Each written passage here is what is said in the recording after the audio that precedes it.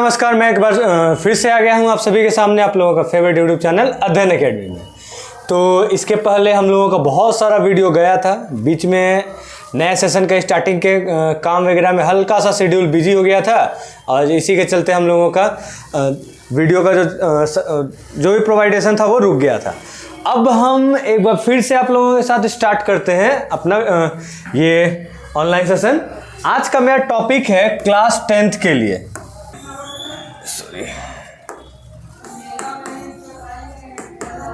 Chapter number 1, number system. ठीक है, इसमें सिलेबस में क्या क्या है पहले उसके बारे में हम बात कर लें, है ना। सबसे पहले हम लोगों को इंट्रो पोर्शन देखना है, introduction. Then after fundamental theorem of arithmetic.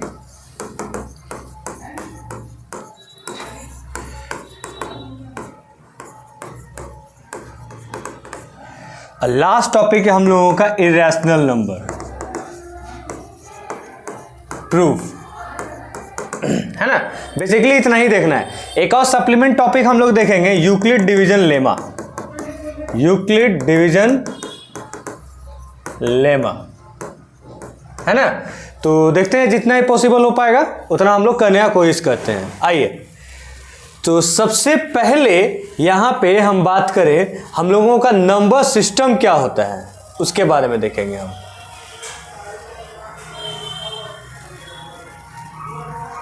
Number system का जो बेस होगा वो हम लोगों का कंसीडर होगा नेचुरल नंबर के रूप में, है ना। तो नेचुरल नंबर में हम यही पाएंगे कि नेचुरल नंबर हम लोगों का क्या हो जाएगा, वो पार्ट जो नेचर में एग्जिस्टेबल हो। सही है, तो कौन सा पार्ट हमारा नेचर में एग्जिस्टेबल होगा उसके बारे में देखते हैं। देखिए,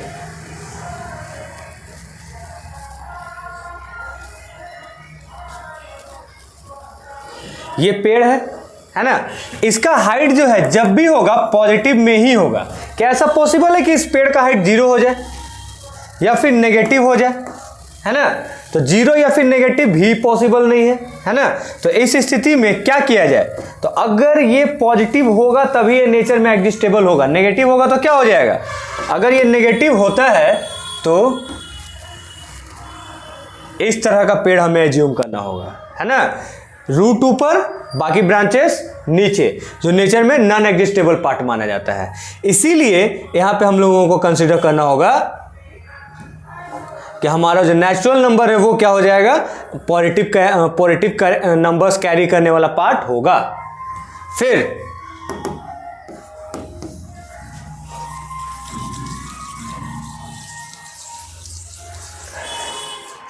इसके बाद अगर इस नेचुरल नंबर में अगर हम 0 को इंक्लूड कर दें तो ये किस रूप में कंसीडर किया जाएगा, होल नंबर के रूप में। ठीक है, अगर इसी में अगर 0 को इंक्लूड कर दिया जाए तो ये हो जाएगा whole number, in the sense whole number containing all counting positive number with 0।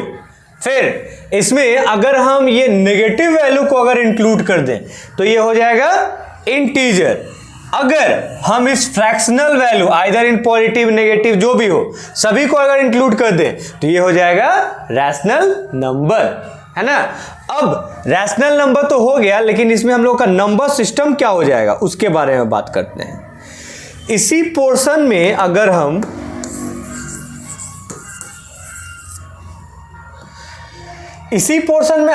Irrational number को भी कैरी कर लें, ठीक है, तो हमारा जो ओवरऑल नंबर सिस्टम हो जाएगा वो होगा रियल नंबर। सही है, ओवरऑल नंबर सिस्टम जो होगा वो होगा रियल नंबर। अब यहां पे जो हम लोगों का रियल नंबर कंसीडर किया जाएगा उस रियल नंबर को हम इसी रूप में कहेंगे कि हम लोगों का रियल नंबर क्या हो जाएगा, real number are those number which can be easily represented on number line. That means कि ये हम लोगों का नंबर लाइन के रूप में कंस्टिट्यूट किया गया। Centre 0, towards right positive, towards left negative. इसमें हमारा नेचुरल नंबर भी इंक्लूड हो सकता है, होल नंबर भी हो सकता है, रैशनल भी हो सकता है एंड इरेशनल भी हो सकता है। सारे नंबर्स को हम इसमें रिप्रेजेंट कर सकते हैं। तो ये सारा क्या हो जाएगा, हम लोगों का रियल नंबर होगा। तो रियल नंबर का बेसिक डेफिनेशन यही होगा, इस डेफिनेशन को याद रखेंगे। All numbers which can easily represented on number line.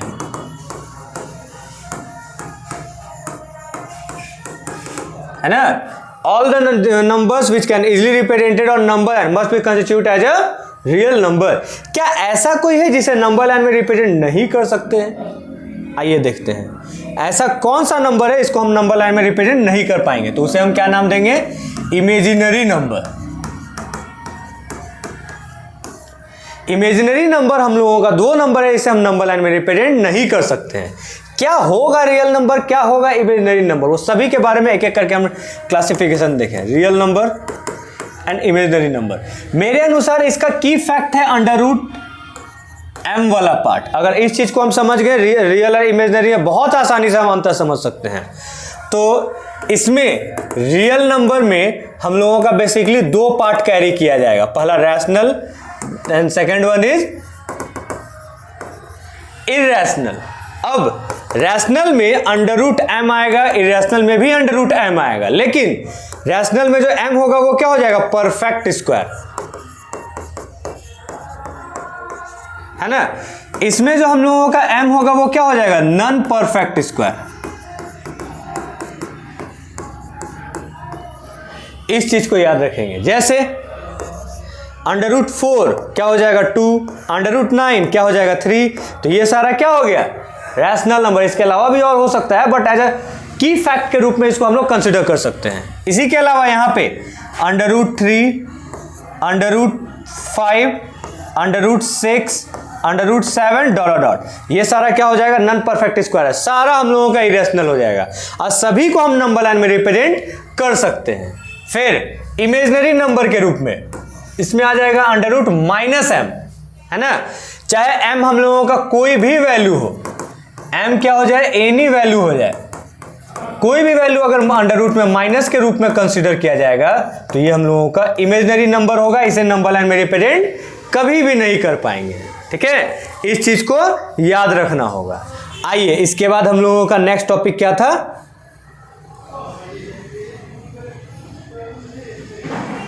Next topic है हम लोगों का फंडामेंटल थ्योरम ऑफ अर्थमेटिक। क्या है ये थ्योरम? सामने दिख रहा है। यहां पे हम लोगों का ये थ्योरम यही कहता है any composite number can be written as product of prime number, है ना। कोई भी कंपोजिट नंबर को हम प्रोडक्ट ऑफ प्राइम नंबर के रूप में कह सकते हैं। जैसे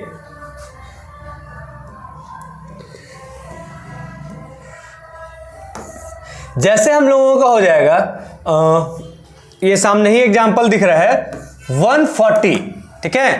140 क्या है? हम लोगों का कंपोजिट नंबर है। क्या प्रूफ है कि ये कंपोजिट नंबर है? यही प्रूफ है कि 140 का जो फैक्टर होगा वो 1 और 40 के अलावा भी बहुत सारा होगा, ठीक है। तो इसे अगर हम फैक्टराइज करना चाहें क्या हो जाएगा? 270, 235, 57, इन the sense 2 into 2 into 5 into 7, या फिर 2 स्क्वायर इंटू 5 इंटू 7। तो ये यहां पे हम लोगों का क्या हो गया? 257 प्राइम नंबर, और इसी का प्रोडक्ट क्या हो जाएगा? कंपोजिट नंबर, ठीक है। तो हम लोग क्या देख रहे हैं कि हम एक कंपोजिट नंबर को प्राइम नंबर के प्रोडक्ट के रूप में लिख पा रहे हैं। यही थ्योरम है हम लोगों का थ्योरम ऑफ फंडामेंटल अर्थमेटिक, ठीक है। इसी थ्योरम के बेसिस से बहुत सारा क्वेश्चंस हम लोगों को सॉर्ट आउट करने के लिए मिलेगा। जैसे अगर हम बात करें 625, है ना। क्या लिखा जाता है इसको? 5 इंटू 5 इंटू 5 इंटू 5, या फिर 5 टू द पावर 4। तो ये 5 क्या हो गया? मेरा प्राइम नंबर हो गया, ठीक है। तो ये हो गया। इसके अलावा नेक्स्ट पार्ट में हम कंसीडर करते हैं, एक छोटा सा फॉर्मूला है LCM into HCF equal to product of two number, ठीक है। अब एलसीएम इंटू एचसीएफ में जब हम लोगों का product of two number consider किया जाएगा तो इसमें हम यही देखेंगे कि हम लोगों का ये जो पार्ट दिखेगा इसमें हम अगर दूसरा एग्जांपल लेना चाहें, जैसे कि 6 and 8, ए हो गया 6, बी हो गया 8, है ना। प्रूफ करते हैं हम अपना फॉर्मूला को। इसका एलसीएम कितना हो जाएगा? एलसीएम ऑफ 6 and 8 ये हो जाएगा मेरा 24, है ना। कैलकुलेट करके भी देख सकते हैं। 6, 8, 2, 3, 4, अब मल्टीप्लाई कर देंगे 24। HCF क्या हो जाएगा इसका 2 हो जाएगा, है ना। कैसे 6 2 into 3 8 2 into 2 into 2 into 2 into 2 into 2 क्या हो गया, कॉमन हो गया। अब क्या फॉर्मूला हम बताए थे, LCM into HCF equal to A into B, है ना। LCM हो गया 24, HCF हो गया 2, A हो गया 6, B हो गया 8, तो क्या हो गया 48 इक्वल टू 48 इक्वल आया। तो हम लोगों का ये फॉर्मूला भी एग्जिस्टेबल माना गया, ठीक है। तो यही हम लोगों का थ्योरम ऑफ फंडामेंटल अर्थमेटिक। इसमें कुछ कुछ वर्ड प्रॉब्लम्स आएंगे, है ना, उसका एक हम सेपरेट वीडियो बनाएंगे। वर्ड प्रॉब्लम में यही छोटा छोटा चीज ध्यान देना है, जैसे कि अगर हम लोगों का कहीं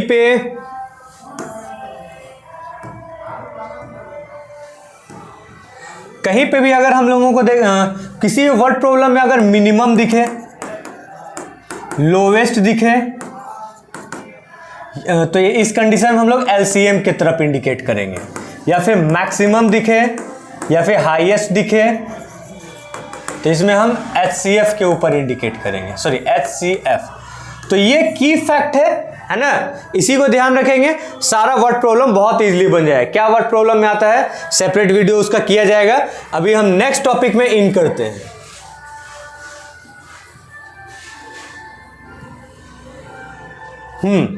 नेक्स्ट टॉपिक है हम लोगों का कि किसी भी वैल्यू को इरेशनल नंबर कैसे प्रूफ किया जाए, ठीक है। तो इसके लिए क्या हम लोग करें, एक छोटा सा क्वेश्चन हम खुद से देख लेते हैं। एग्जाम के लिए आप लोगों का 3 क्वेश्चन बहुत इंपॉर्टेंट है, जो भी बच्चे 10th के एग्जाम दे रहे हैं। पहला √2, देन √3, देन √5, है ना। इन तीनों में से किसी का भी किसी भी नंबर को इरेशनल नंबर प्रूफ करने के लिए आ सकता है। अब इसमें हम लोग यही ध्यान देंगे, किसी भी एक नंबर को हम कर लेते हैं, बाकी दो नंबर्स को आप लोगों को प्रूफ करना होगा। क्या यहां पे देखा जाए, √3 को हम इरेशनल प्रूफ करते हैं। क्वेश्चन अगर मेरा हो गया prove that √3 is irrational number, कैसे प्रूफ किया जाए। सबसे पहले यहां पे क्या करें कि हम झूठ बोले, मतलब इरेशनल प्रूफ करना है, हम क्या माने इसको, रैशनल माने, है ना। देखते हैं प्रूफ। जितने भी स्टूडेंट ऑनलाइन देख रहे हैं, इस क्वेश्चन को एकदम स्किप करने का कोशिश भी नहीं करेंगे, एक एक लाइन एक एक वर्ड एकदम ध्यान से कैरी करेंगे। देखिए सबसे पहले क्या करेंगे, let A/B equal to √3 be any rational number, ठीक है। इसे हम रैशनल मान लिए। प्रूफ क्या करना है, इरेशनल नंबर। तो अभी हम झूठ बोल रहे हैं, बाद में हम क्या बोलेंगे, जो हम माने थे वो गलत था, ये इरेशनल है। कैसे बोलेंगे देखते हैं। तो रैशनल नंबर का बेसिक डेफिनेशन यही होता है हमारा कि किसी भी नंबर का कोई भी अगर फ्रैक्शन है या कोई भी वैल्यू है ना, सिंपलेस्ट फॉर्म में होना चाहिए। सिंपलेस्ट फॉर्म में कौन सा वैल्यू होता है, जिसका कोई भी कॉमन फैक्टर ना हो, है ना। हम यहाँ आप लोगों को प्रूफ करके दिखा देंगे A और B दोनों का कॉमन फैक्टर है। अगर यहाँ प्रूफ करके दिखा दिए, कहानी यहीं पे खत्म। आइए देखें कैसे हो जाएगा। सबसे पहले यहाँ पे हम क्या करें, A इक्वल टू B √3 हो जाएगा, फिर स्क्वायरिंग बोथ साइड, क्या हो जाएगा, दोनों साइड हम स्क्वायरिंग करें तो A square equal to B square √3 का स्क्वायर, तो ये रिजल्ट देगा हम लोगों का B स्क्वायर √3 का square 3, A square equal to 3B square. अब यहां पे अगर हम बोले 6 इक्वल टू 2 इंटू 3, तो क्या हम बोल सकते हैं 2 is factor of 6 and 3 is factor of 6, बिल्कुल बोल सकते हैं, है ना। तो वही हम यहां पे भी कह सकते हैं कि 3 is factor of A square, सही है। अब अगर कोई नंबर किसी नंबर के स्क्वायर का अगर फैक्टर है, तो ऑब्वियसली उस नंबर का ये फैक्टर होगा।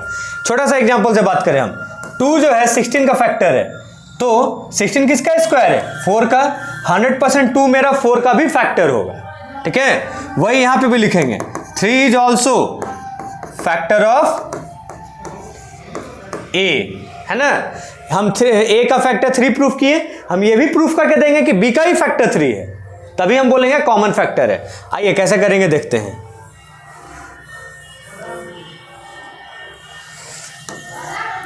तो इसमें क्या हो जाएगा हम लोगों का, late A equal to 3C। अगर √2 को करना होता तो 2C लिखते हैं, √5 को करना होता तो 5C लिखते हैं, है ना। जिसको भी करना है वही C लिखेंगे। इसको हम लोग क्या करेंगे, पुटिंग इन, इस इक्वेशन को 1 मान लेते हैं। पुटिंग इन इक्वेशन 1 क्या हो जाएगा, a square equal to 3c square, then 3c का whole square equal to 3c square, 9c square, 3c square कटेगा 3c square equal to, sorry हल्का सा यहाँ पे एरर दिख रहा है, यहाँ c स्क्वायर नहीं b स्क्वायर होगा, है ना। तो क्या हो गया, b square equal to 3c square, तो वही यहाँ पे हम लोग को दिखेगा b square equal to 3c square. यहाँ पे जो बोले थे वही बात हम यहाँ पे फिर से बोलने वाले हैं। क्या हो जाएगा, 3 is factor of b square and 3 is also factor of b। तो हम यहाँ पे क्या पा रहे हैं, हम यहाँ पे यही पा रहे हैं, a का फैक्टर क्या है 3, b का भी फैक्टर क्या है 3, तो क्या हो गया 3 is common factor of a and b। 3 क्या है, common factor of a and b, that means a by b is not a rational number. a by b क्या हो गया, रैशनल नंबर नहीं हुआ, तो आवर assumption is wrong।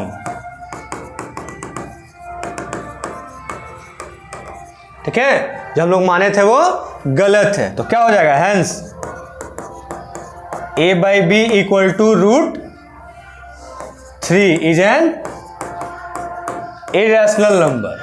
तो यही छोटा चीज है, इसी को ध्यान रखेंगे, स्क्रीनशॉट ले लेंगे इसका। चलिए, उम्मीद करेंगे हो गया होगा। कोई भी डाउट होगा आप लोगों का इसके रिलेटेड बिल्कुल कभी भी पूछ सकते हैं। ठीक है, आगे हम लोग एक और क्वेश्चन के बारे में बात करें। ये क्वेश्चन यही बहुत बार पूछा हुआ है बोर्ड एग्जाम में। ठीक है, तो इसमें हम लोग क्या कंसीडर करेंगे, इसमें हम यही देखेंगे 5 प्लस √2 को इरेशनल प्रूफ करना है ना। तो 5 प्लस √2 को जब हम इरेशनल प्रूफ करेंगे तो क्या मानेंगे, रैशनल है। सबसे पहले क्या करेंगे, रूट वाला वैल्यू को अकेले करेंगे। ठीक है, चाहे इसके लिए जो भी करना पड़े, प्लस का उल्टा माइनस, मल्टीप्लाई का उल्टा डिवाइड, ये रिजल्ट आया। हम लोग जानते हैं रैशनल नंबर के साथ कोई भी प्रॉपर्टी करें, प्लस माइनस मल्टीप्लाई डिवाइड, तो हम लोगों का क्या हो जाएगा, वो रैशनल हो जाएगा। दैट मीन्स कि ये LHS क्या हो गया, रैशनल। RHS अभी तुरंत प्रूफ किए, इरेशनल पॉसिबल है। LHS RHS अलग नेचर का हो, कभी भी नहीं। जो हम माने हैं वो गलत है। क्या हो गया फिर हम लोगों का, कि हम लोगों का a बाई b मतलब ये इरेशनल नंबर होगा। ठीक है, इसी फॉर्मेट में किसी भी नंबर क्वेश्चंस को सॉल्व कर सकते हैं। ये भी उसी तरह से 1/√2 को इरेशनल प्रूफ करना है ना। सेम लॉजिक से कंप्लीट कर लेंगे। फिर हाँ, एक छोटा सा पार्ट हम लोग बात करें कि यूक्लिड डिवीजन लेमा क्या था। यूक्लिड डिवीजन लेमा पहले वो था, लास्ट टॉपिक हम लोगों का वीडियो का यही था। तो यूक्लिड डिवीजन लेमा के बारे में देखें।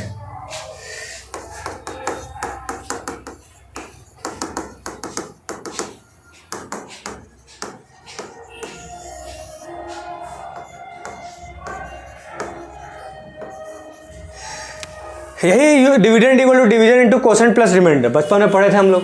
जैसे यहाँ पे हम 2 को 7 से डिवाइड दिए, 3 टाइम्स गया और रिमाइंडर 1 आया, तो 7 हो गया क्या, डिविडेंड, 2 हो गया डिविजन, 3 हो गया कोसेंट, 1 हो गया रिमाइंडर, है ना।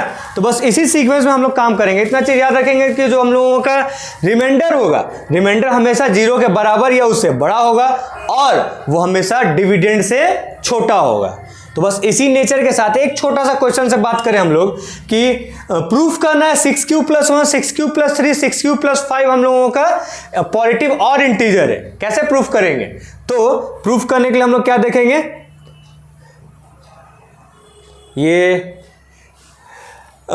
तो इसमें हम लोग क्या देखेंगे कि इसमें हम लोगों का a = 6³ + R हम लोगों को लेना होगा। क्यों, क्योंकि R क्या हो जा रहा है, रिमाइंडर वैरी कर सकता है। अब रिमाइंडर कहां से कहां तक जाएगा, यहां पे हम क्या पा रहे हैं, यहां पे हम देख रहे हैं कि हम लोगों का क्या है, डिविडेंड 6, तो रिमाइंडर क्या हो जाएगा 0, 1, 2, 3, 4, 5, है ना, उससे ज्यादा नहीं हो सकता है। फिर रिमाइंडर हम लोगों का ये सारे रिमाइंडर को लेंगे और सारे रिमाइंडर को इस पार्ट में पुट करते जाएंगे। तो 0 पुट करेंगे तो 6 प्लस 0, 1 पुट करेंगे 6 प्लस 1, 2 पुट करेंगे 6 प्लस 2, 3 पुट करेंगे 6 प्लस 3, इधर 6 प्लस 5 तक। अब अगर हमारा रिमाइंडर इवन आएगा, याद रखेंगे छोटा सा ट्रिक है, रिमाइंडर अगर इवन आएगा तो मेरा डिविडेंड भी इवन होगा, रिमाइंडर अगर ऑड आएगा तो डिविडेंड भी ऑड होगा। ए फॉर डिविडेंड, है ना। तो यहां पे रिमाइंडर ऑड कहां है, 1 3 5, तो इसका कॉरेस्पॉन्डिंग डिविडेंड भी क्या हो जाएगा, 6 plus 1, 6 plus 2, 6 plus 3, positive odd integer तीनों में कंसिडर किया जाएगा। ठीक है, तो बस हो गया काम। रिमाइंडर 1 2 3 का corresponding dividend 6 plus 1, 6 plus 3, 6 plus 5 क्या हो जाएगा, पॉजिटिव ऑड इंटीजर हो जाएगा। ठीक है, तो आज का जितना वीडियो था उस वीडियो के बेस पे आपका एनसीईआरटी एंड आरएस कंप्लीट हो गया। ठीक है, एक दो कुछ क्वेश्चन बचा हुआ जो वर्ड प्रॉब्लम के बारे में हम बात किए हैं, है ना, तो उसका सेपरेट काम किया जाएगा। उसके वर्ड प्रॉब्लम के अलावा सारा कंप्लीट हो गया। आरडी का कुछ क्वेश्चन बचा हुआ है, ठीक है, तो वो आप लोगों के ऊपर है, वो प्रैक्टिस करें, जहां डाउट होता है पूछ सकते हैं। ठीक है, चाहे वो कोई भी स्टूडेंट हो। ठीक है, तो इसी उम्मीद के साथ कि ये सारा क्लासेस बेहतर रूप से क्लियर हुआ होगा। ठीक है, नेक्स्ट डे हम लोग फिर से नया जोश के साथ अपना काम करें और फिर से अपना क्लासेस को आगे बढ़ाएं। Thank you everyone.